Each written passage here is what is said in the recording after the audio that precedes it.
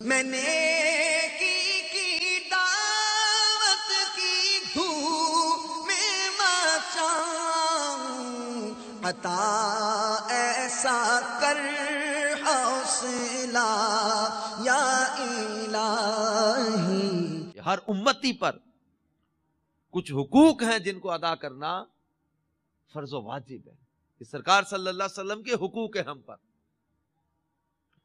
علامہ قاضی ایاز رحمۃ اللہ تعالی علیہ نے شفا شریف میں تفصیل کے ساتھ ان کو بیان کیا۔ ان کا خلاصہ یہاں پر کچھ عرض کرنے کی کوشش کروں گا کہ جب علماء کرام کی ان تحریروں کو محدثین کرام نے جو حقوق مصطفیٰ صلی اللہ تعالی علیہ وسلم کو بیان کیا ہے، اس کا ہم نے جائزہ لیا تو یہ 8 حقوق جو ہیں ہمارے سامنے واضح ہوئے۔ نمبر 1 ایمان بالرسول، نمبر 2 اتباع سنت رسول، نمبر 3 اطاعت رسول، نمبر 4 محبت رسول، نمبر 5 تعظیم رسول، نمبر 6 مدح رسول، نمبر 7 درود پاک، نمبر 8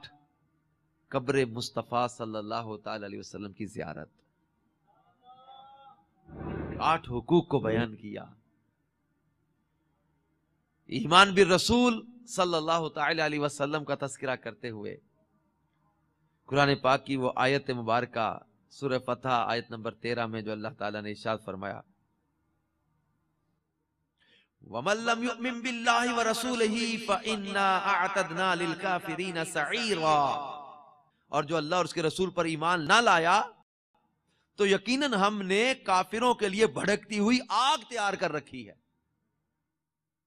سرکار مدینہ صلی اللہ تعالی وسلم کی نبوت اور رسالت پر ایمان لانا اور جو کچھ آپ اللہ تعالیٰ کی طرف سے لائے ہیں، صدق دل سے اس کو سچا ماننا ہر امتی پر فرض عین ہے، اور ہر مومن کا اس پر ایمان لانا ضروری ہے، اور اس پر ایمان لائے بغیر رسول پر ایمان لائے ہوئے ہرگز کوئی، یعنی سرکار صلی اللہ علیہ وسلم پر ایمان لائے بغیر کوئی مسلمان نہیں ہو سکتا۔ اے رسول فرما دیجئے کہ اگر تم لوگ اللہ سے محبت کرتے ہو تو میری اتباع کرو، اللہ تم سے محبت اللہ تم کو اپنا محبوب بنا لے گا اور تمہارے گناہوں کو بخش دے گا، اور اللہ بہت زیادہ بخشنے والا اور رحم فرمانے والا ہے۔ اسی لیے آسمان امت کے چمکتے ہوئے ستارے، ہدایت کے چاند تارے، اللہ رسول کے پیارے صحابہ کرام آپ کی ہر سنت کریمہ کی اتباع اور پیروی کو اپنی زندگی کے ہر قدم پر اپنے لیے لازم الایمان اور واجب العمل سمجھتے تھے، اور بال برابر بھی کبھی سرکار صلی اللہ تعالی علیہ وسلم کی مقدس سنتوں سے انحراف یا ترک گوارا نہیں کر سکتے تھے۔ حضرت سیدنا ابوبکر صدیق رضی اللہ تعالیٰ عنہ نے اپنی وفات سے صرف چند گھنٹے پہلے ام المؤمنین